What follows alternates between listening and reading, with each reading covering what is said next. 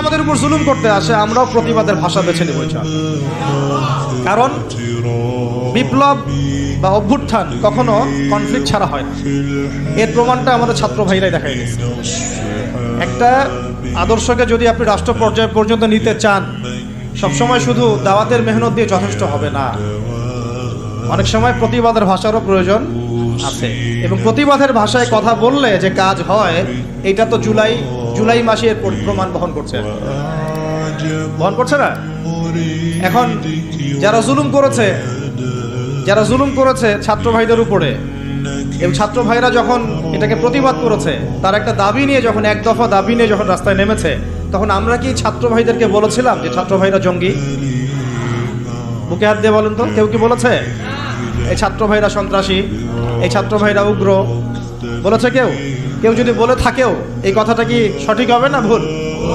এই কথাটা কি ইনসাফ হবে না জুলুম? বরং এই ছাত্র ভাইরা ছিল মাজলুম, তাদেরকে নির্বিচারে গুলি করে হত্যা করা হয়েছে। এর পরবর্তীতে তারা এই পদক্ষেপ নিয়ে রাস্তায় নেমেছে। প্রথমে তো তারা নামে নাই, নেমেছিল না।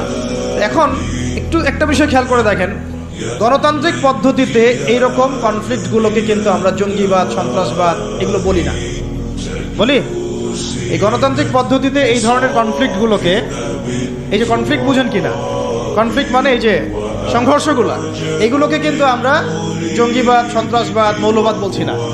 কিন্তু এই ছাত্র ভাইদের জায়গায় যদি রাস্তায় আমি, আপনি, ওলামায়ে কেরাম থাকতাম, তাহলে আমাদেরকে তারা বলতো এরা মৌলবাদী, জঙ্গি এবং সন্ত্রাসী।